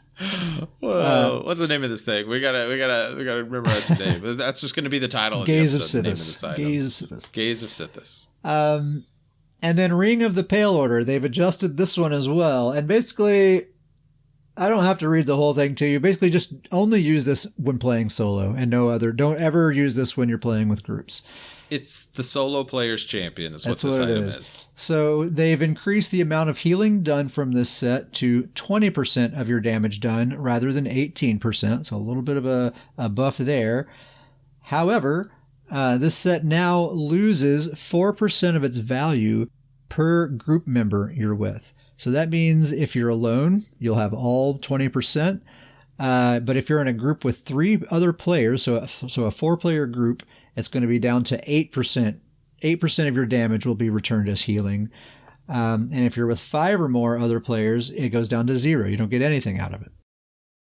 Get this thing out of trials. That's what Zoss is saying right now. Yeah, totally get it out of trials. Even dungeons, because you can't get it out of dungeons. You can't be healed by other players while you're wearing it. So an 8% healing from your damage maybe isn't enough to even make that worth it in that scenario either. It's really just for solo or maybe a duo situation. I wonder, because this last item is interesting. They removed the heal cap from it, which kind of makes sense. But I wonder if this is going to be a really big 1vxer tool now, like a 1vxer in Cyrodiil. If they're going to somehow find a loophole now that this doesn't have a cap on it, if this is going to be a big thing. It seems like certainly a possibility, especially with that heal cap removed. I don't know. It could be pretty possible. Some big crits. There's some big crits out there. Yeah. Yeah. I mean, this could be, that's what I read this and I'm thinking, and I don't watch a whole lot of 1vxers out there, but some of them are crazy talented, and what they could do with this set, and they may just go on a rampage where they're just the giant group that they're kiting around, and Cyrodiil is not going to be able to take them down. Yeah, maybe so. We probably won't see it in Battlegrounds. It's not going to be worth it. No, I mean, in Battlegrounds, it's because you're on a team, so it's going to go down to the 8%. In Battlegrounds, I think if any group member, it's just it's so strange that they are like specifically like, no, only use this when you're alone. Like, it's just a weird thing. There's that dev at ZOS that doesn't like to play with anybody. He just likes to go and do the quest alone. He's like, I just need an item, guys. I just need an item that's going to make it a little easier for me. So that's all of the changes to the existing mythic items. There's a bunch of just kind of number adjustments to sets, like sets that weren't affected by this proc set change. Some of them just got some minor number adjustments, like Bright Throat and Bone Pirate, I think were very slightly nerfed with the recovery that they give. No big deal. I'm going to keep using them both, I'm pretty sure. But I think Amber Plasm was nerfed. Amber Plasm, well. Another very minor nerf. There's some other like little number adjustments like that. I don't think any of them were massive enough to change builds over or anything like that. I think next week we'll probably do an episode next week, and we'll probably have more of a chance to kind of dive into more of those details. And there might be a set or two that we overlooked that maybe like, oh, actually this changes everything. We'll see. The only other one I'd throw out there is just because it's a set I use, is Winter's Respite is a great heal set, and it's obviously kind of a proc heal set. So that's going to be dealing with those proc, we talked about heals and the heal sets with proc. And they also changed it where instead of healing every 1 second, it heals every 2 seconds. And so I think that one's a pretty significant nerf. Yeah, possibly so. Yeah, that's a good set. Yeah, it makes me think of my Magicka Warden, who I've kind of struggled getting to a place where I feel like I'm really good about, and now this is just the final nail in the coffin. She uses a whole bunch of healing proc sets, and she certainly doesn't have 38,000 Magicka, so she's going to have to do something totally different too. This is a neat thing that we can delete another add-on. They're adding ability timers to the game. They even mentioned this add-on by name in the notes. This is going to be like action duration reminder, which is probably my very favorite add-on. Yep, it's a great one. The quality of life upgrades right now, I am loving them. Completely loving this year of quality of life. Give us that QOL, baby. There's the title right there. There it is. I'll write it down. So yeah, if you've never used Action Duration Reminder, it's a real simple basic add-on. It just it overlays on your ability bar, and it just shows you a timer. Whenever you cast a buff or something like that, it just counts down to when that ability expires, and it's right there on your ability bar. So it's not like, you see these buff trackers that just put like a jillion icons on your screen, and it's like separate from your ability bar. For me, that's impossible to keep up with. Like, I can't remember... Yep. Okay, there's the minor berserk icon, and this is my ability that gives me minor berserk, so now I need to remember, like, in the heat of combat, there's just no way. Action duration reminder is where it's at, because it's just showing you that ability when you need to push the button again. It's that easy. So that's just built into the game now. So console players rejoice, people who want to get rid of add-ons rejoice. It's great for everybody. Those poor console players. Yeah. Slowly but surely, they'll get there. So the PC experience will be built in. So yeah, that's really great. There's a few combat and gameplay sort of things. We're not going to talk about them all. It's mostly really minor stuff. This first thing, it might be kind of major to some people. So now, game-wide, all group sizes are limited to 12. And that's new. I know that they did that in Cyrodiil recently, but I think that was the only place that was limited. Everywhere else you could go up to 24. And I've seen some people, like some groups like that are in guilds and have certain activities and stuff, they liked having that really big group. So I could see that being a bummer for some kind of like guild events and stuff like that. I think it's probably related to performance, is my guess. Yeah. This is going to affect some of your builds, Davius, or at least one of them that I know of. Battle Spirit. Oof. The Battle Spirit is the kind of the buff that alters your stats when you enter PvP. So Battle Spirit will now reduce your health recovery by 50%. So this one does, it cuts it in half. Okay, it doesn't just subtract 50. That's my note for this, is I just wrote ouch for Never Ending North. Yeah. So what's his like right now, what is his health recovery max out at? I think it's when he's fully buffed and got everything cranking, I think he's somewhere between 3,500 and 4,000. Okay. You still have a pretty good amount. I mean, I know you're probably spoiled to having 4,000 health recovery. Oh, yeah. My gosh. I'm spoiled to when he's fully rolling that you don't have to really worry about it. To me, like 1,500 health recovery feels really good.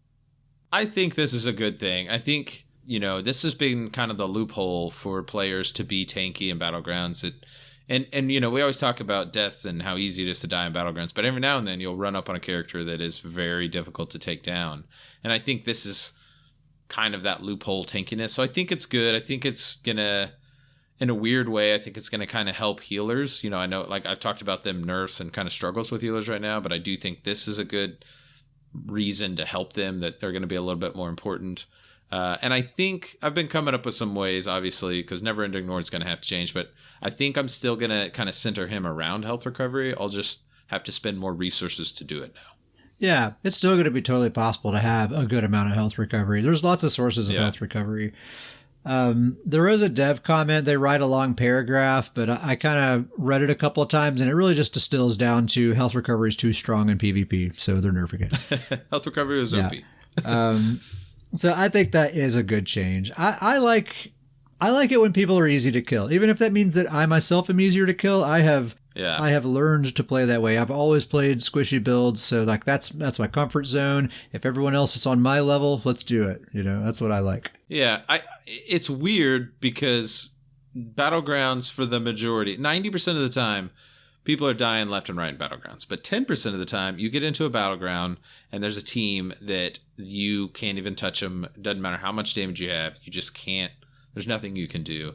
And I think that these changes are not necessarily going to change up the 90%. People are still going to die a whole lot, maybe a little bit easier. But I think it's really going to hit that 10% where you just are running into brick walls that 10% of the time. Yeah, certainly.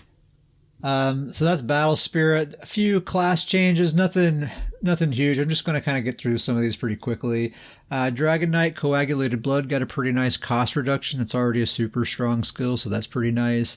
Necromancer, the Death Knell passive, reduced the crit chance to 4% rather than 10%. Pretty big nerf there. Templar Luminous Shards synergy now grants equal amounts of magicka and stamina when someone does the synergy. That's really nice. Rune Focus. This is a pretty cool change. I like this. Rune Focus, that's the Templar rune that gives you your armor buff and your resource return. No longer grants you an additional armor when standing inside, but instead it heals you for 4.5% of your max health every second while you're standing inside. So if you have 30k HP, that's 1,300 heals per second that you're getting from that. That's not bad at all. That's a pretty good heal. No. It's a very small circle. You have to stand in a really small space, but that's pretty cool, I think. They finally made Rune Focus worth it for it to be the last skill in that. Yeah. It's always such a pain to get to it. But now it's finally worth it. Now it's a little bit better than a regular armor buff. And they slightly buffed the resource return that you get from it as well. Warden, a lot of people are excited about this, except for Wardens. The Arctic Wind ability, they reduced the base heal of that ability and its morphs by 20%. And the heal over time, they reduced that by 17%. So this is one of those abilities that people have been complaining has really enabled the proc meta, and wardens are the very best at taking advantage of this current proc meta. Because this ability, and there's a bunch of others like it, it's a health-based heal. The more health that you have, the stronger the heal is. And so that's what wardens do. A lot of them, they stack their health as high as they can. They equip a bunch of proc sets plus Malacath to do tons and tons of damage, even though they don't have hardly any offensive stats in their build. And then all they really need to cast is this one ability, Arctic Wind, to keep them alive. And since they have so much health, this is an extremely strong heal, and you just can't kill them, and their procs just automatically take you down. It's really annoying. Yeah, just shredding. Frustrating to deal with. We're getting all these proc nerfs. We're getting the Malacath nerf, and Arctic Wind is going to be 20% weaker. So I'll take it. Take that, Wardens. No, I'm just kidding. They're going to be fine. Trust me. Wardens are going to be fine. Yeah, they're going to be just fine. The dual wield twin blade and blunt passive now increases your critical damage done with axes by 6%, rather than critical damage and healing by 4%. I don't know why they're making axes crit related. We have daggers that give us crit chance. Now axes give you crit damage. So I guess you could have like one dagger, one axe. Maybe that would be the optimal thing. Yeah, some kind of pairing. More access to crit damage. For two-hander, the heavy weapon passive, same thing. Two-handed axes will now increase your critical damage done by 12% rather than critical damage and healing by 8%. Caltrops increase the damage per tick of this ability and morphs by approximately 36%. Pretty big buff to Caltrops damage. So they say it now is going to deal an equal amount of damage to a normal dot ability, whereas it was quite a bit weaker before. Do you think Caltrops actually going to be decent damage now? It'll be, how they've standardized everything. So any other ground AoE dot, I imagine it'll be equivalent, to like Wall of Elements or whatever. I might actually throw Caltrops on a couple more of my stamina builds for this. Yeah, totally. I just use it for the armor debuff. Is the only reason I really use it. Like in PvP, I feel like ground AoEs most of the time. I'm not really trying to use a lot of ground AoEs, except for my Mag Crow is really the only one, because I feel like most players, they just see it, walk around it, and no big deal. Yeah, but in Battlegrounds, if you've got 3 or 4 of these, and on it's a pretty big spot. You got 3 or 4 of these on the ground. That's going to make that area a little bit trickier. That is true. It's a great ability. I use it. I'll still use it. Get more damage out of it. Sure, take it. Sure, I'll take that. I was going to use it anyway, so. There's a bunch of other like small adjustments to some class abilities and stuff. It's mostly just like minor number tweaks that aren't going to affect your gameplay all that much. So just for the sake of time, we're already like 2 hours into this thing, so I'm not going to go through all those. Those are just kind of the ones that stood out to me. I think the Arctic Wind is the biggie there. Oh yeah, that's definitely a big one. Champion points. We won't spend too much time on this, even though there has been a fair amount of talk about it online. They have further reduced the maximum number of stages for the passive stars, the yellow ones that don't get slotted. And they say that this will reduce the maximum power of the champion point system. So even more. I feel like the initial overhaul was a pretty massive reduction in the power, and ever since it's just been a little bit more of a reduction, a little bit more. I don't know. I don't really care. I know a lot of people do, but like the main stuff that we do doesn't involve champion points. Battlegrounds is our main thing, so we're not really thinking about CP much of the time. I think that's I've mentioned it in the past. I think that I'm okay with this being reduced because I'm okay with the day that the whole CP and no CP end up joining together and up being get rid of the differences. It just becomes one thing. I'm okay with that. I'm not worried about CP being reduced. I think it's cool that some of the CP now is just really kind of quality of life or crafting things. Those seem it's helpful. It's nice you get rewarded for playing longer and putting more time in. But I'm happy that CP isn't just this massive advantage that it used to be. I mean, I remember this was a long time ago, when I hit max level, I think I was right at CP 160 or maybe a couple above it. I hit max level with my character. It was my first, it was Davius, my very first character. And this like level 8 dueled me. And I was like, oh, I hit max level. Let me knock this guy out. And I lost the duel just because it was this crazy high CP player who had all these CP points. And it was like, made for dueling. Yeah. And I didn't know what I was doing at that point in time. And I just remember thinking like, how in the world in this game can a level 8 beat a max level character? Like, what just happened? Yeah. And who knows? I mean, that may still be possible, but it's a much smaller gap now. And yeah, the point is they just wanted to make it weaker, but that also means that you'll have more points to spread around as well. So kind of a give and take there. The only thing I've really seen people complain about online is that we just had this XP event, and a lot of people like made a point of grinding as much CP as they possibly could during that event. And now they're reducing the amount of CP you need. So I've saw some people complain about that, but it's hard for me to empathize, honestly. I don't know. Yeah, it's going to happen. It's going to happen. That's. Have you played this game? The only other thing that I wanted to mention from the patch notes, very important, the dragons in your own homeland. Can you believe it? I don't believe. I haven't heard this. They stated in the patch notes. No way. They're gonna make it so that scene plays less often, so you're not gonna hear it constantly anymore. There's some threads on the forums they're like, sweet, I have a whole list of a bunch of other NPCs I need you to shut up too, please.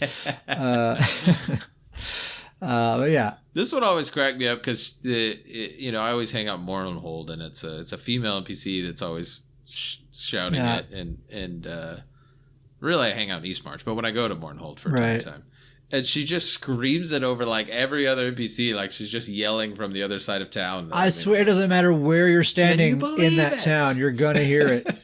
You're gonna hear that line. It's a big town, but it doesn't matter. It's gonna get inside your ear somehow. Booming voice. You should hang out in East March more often. You don't hear about dragons in your homeland in East March. Yeah, there's a whole slew of other repeated stuff there too. It's mostly just drunk Nords, so a bunch of drunken Nords. Anything else from PTS that you wanted to mention? Anything? I mean, I know there's tons of stuff that we didn't mention. There's so much. There was like 40 something pages of patch notes. We'll be in touch. We've talked about it. We'll be in touch a little bit more through these patch notes. We think that there's going to be a lot of stuff to talk about. We'll do another episode next week. I expect it to be kind of a slow PTS week. I'm actually kind of hoping it'll be a slow PTS week because it'll give us a little bit more of an opportunity to go over these notes some more, maybe point out some interesting things that we've missed for this first pass through. But more importantly than that, I actually just have some ESO like builds and stuff I want to talk about, and we're not going to have time tonight just because we have all this to talk about. But I have some cool stuff that I'm itching to talk about, so I'm kind of hoping for a quiet PTS next week. Not that I'll complain. Hey, if there's some exciting stuff, we'll go for it. We'll take it. I know the name of this episode should be "We'll Take It." That's we'll take it. So emails and shout-outs. No emails this week, but I do have a quick shout-out to Mowards. So Davius, you and me and Mowards one night, it's been a couple of weeks ago now, I think, we all just teamed up and went into some BGs together. And I guess the matchmaking system is a lot different when you have 3 players in your group versus when you have 2 players in your group. Because normally, Davies, it's just you and me. We're duoing all the time, and we get into these matches, and we have a pretty good time most of the time. And so we were doing that one night, and Mowards logs in and joins up with us, and we're like, "Yeah, let's go do some BGs. We've been having fun." We jump in there, and it's just like the most ultra sweaty freaking battlegrounds I've ever seen in my life. And we were not like built for it. Like our team was not optimized. We just like, oh, this is the character I want to play with. It's just, we just kind of were picking random characters. We were not ready for that kind of showdown. And man, it was demoralizing to say the least. We'll be ready next time. But Mowards was in great spirits. Didn't let him get him down. We had a great time. We were laughing about it. It was hilarious. Still a lot of fun. We can't detract people from coming out and doing a goons PvP night. Anytime we're on, reach out to us. We'll group up, do some battlegrounds. Absolutely. And lesson learned, too. Next time we have 3 or more people in group, we're going to make sure we have proper support. We're gonna be outfitted properly there. We were just like, I think there was one round we just all 3 grabbed damage dealers, like glass cannon damage dealers, and that did not go well. And we were just kind of trying different stuff, and it was hilarious to say the least. But aside from that, man, I've been having a blast in Battlegrounds. Like some of the most fun I've had at Battlegrounds in a long time. Yeah. It's a lot of fun right now. It's working out really well. Anyway, shout out to Mowards. If you'd like to email us, you can email us at scrollandpodcast@gmail.com. You can let us know if you have any questions or comments, suggestions about the show, anything you'd like to hear us talk about. Tell us a joke, say hello, really whatever you want, as long as you're nice. scrollandpodcast@gmail.com. You're also welcome to hit us up in-game. We're on PCNA. I'm at Ket Sparrowhawk. Davius is at Starjumper. We have a guild called Stoons Goons. If you'd like to be a part of that, I tell you what, the guild is pretty cool. It's really all about the Discord server.